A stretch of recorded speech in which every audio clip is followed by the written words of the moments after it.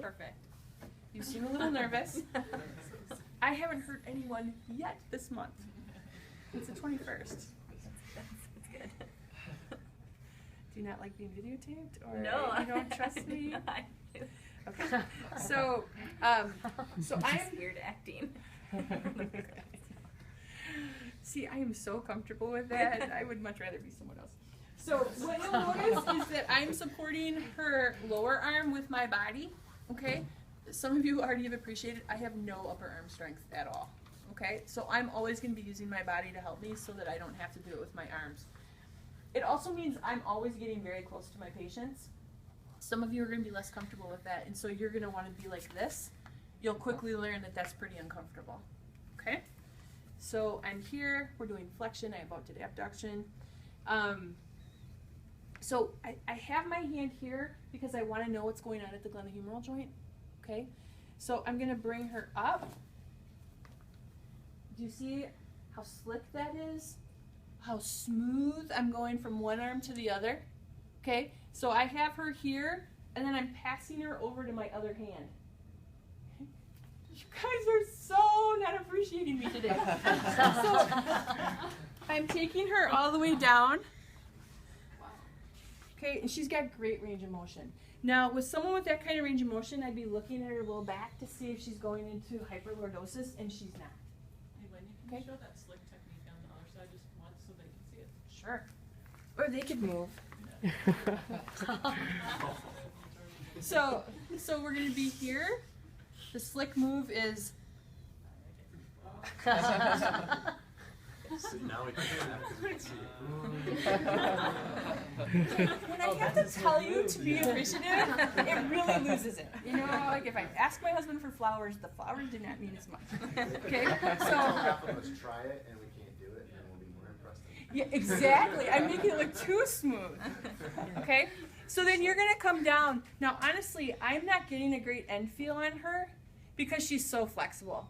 So if I truly wanted to get an end feel on her, I would move her off the table, take her off, and then she'd be, you know, down in 190, 200 land, and I'm wailing on her. Clearly, that's not a problem with her shoulder, and so I probably wouldn't take the time to do that. Okay? So abduction, passive range of motion, I'm in that position again. I'm going to come up. As I come up here, now my hand slides onto the scapula, right? Because you learned that the scapula thoracic motion is contributing to abduction. Okay? I'm actually stabilizing her scapula because I want to know what the glenohumeral end feel is. Okay? Are we good? Okay.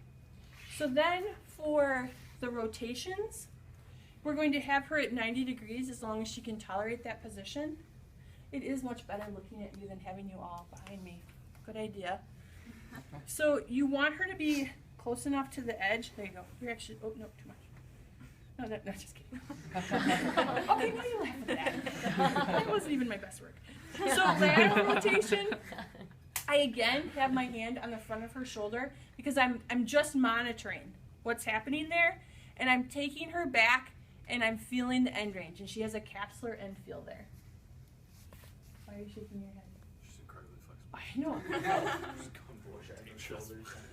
So now I'm going to do the same. Now for medial rotation, the compensation is to protract the shoulder.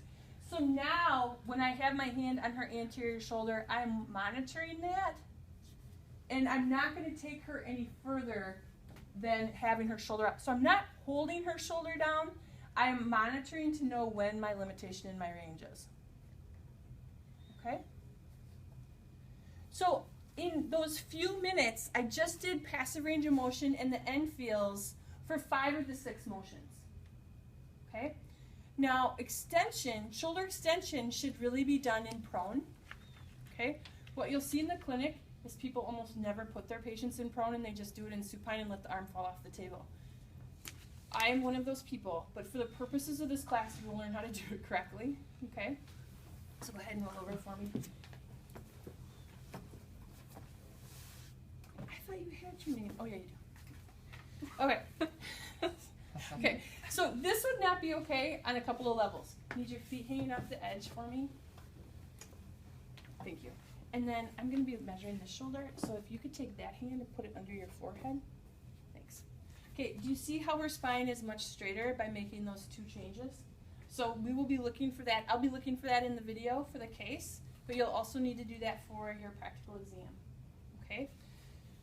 Okay, so Maddie, what I'm going to be doing here is testing how far your shoulder can move backwards.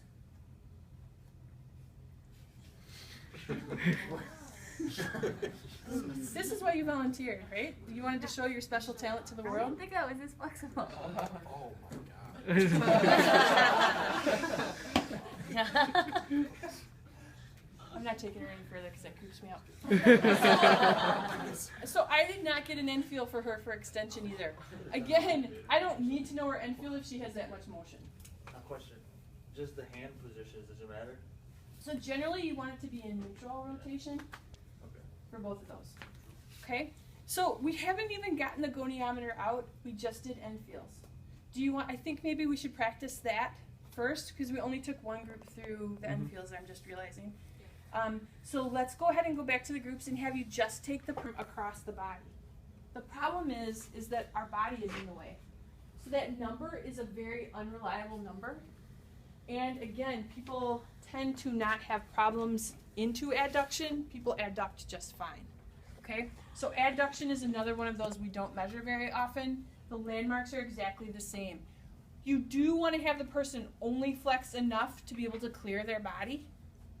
Okay, so that you're really trying to stay in that adduction plane. Adduction is a good one from a functional point of view. Right. So, but not from a, like Wendy's saying, from an objective measurable point of view that you need to write the specific range. Right. And you will get reproduction of symptoms with adduction, so there's a lot of special tests that incorporate adduction, but to measure it goniometrically. So I'm going to have you slide that way just a bit for me. Yeah, yeah, that's, oh, fall off the table. That's paperwork. All right, so what you want to do here is put a towel roll under the elbow so that the humerus is straight and that the humerus isn't coming down, okay? So for Cole, I didn't need a full towel. Some of you might need a full towel. You just want to make sure that this is parallel to the table, okay? We're going to measure these motions with the shoulder at 90 degrees abduction, the elbow at 90 degrees of abduction. We're going to start with our goniometer straight up and down, okay? I'm going to let go of your hand.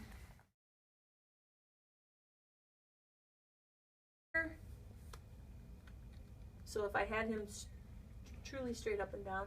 Okay, now we're going to come back. Go ahead and laterally rotate for me. Oh.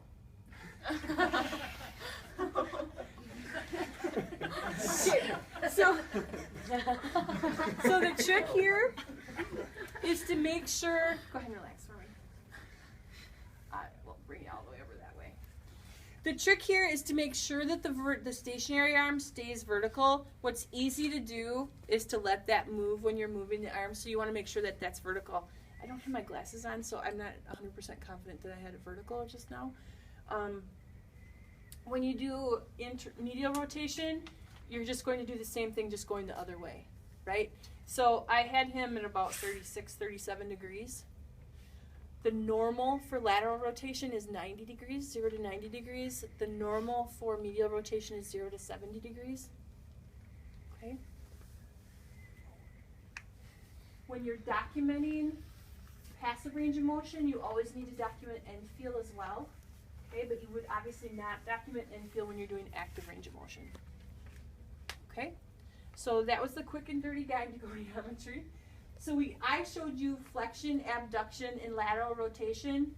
All of those positions of the goniometer are the same for the companion motion, right? Now, for medial rotation, I'm going to bring you back out here. For medial rotation, it's not straight down, it's kind of angled towards the body, right?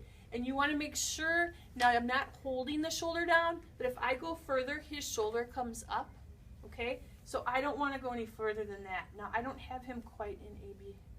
Yeah, he doesn't want to go all the way up there, right? Can you lecture him? Are you doing okay? Do you have shoulder problems? I've had 3 lateral surgeries on both. Whoa, I'm a little tight. You're the first person I haven't asked that question of before I got you up here. You are, well, you know, tight is better than the alternative. I wasn't going to say words. I've learned my lesson. I'm a little cold, it's very strong. 0 to 38. I'm glad to hear it. Okay, so is everyone good? Ish? Ish. Okay, so all we're looking for is ish. Seeing the humerus again. Back's a little tight? Somewhat? We'll find out in just a little bit, hopefully. All right, so I have him at 134. Okay, come on back down. Okay, so again, I'm lining up the stationary arm parallel to his sternum, and then I'm bisecting the humerus. Okay, can someone grab me a towel? Are there any towels available?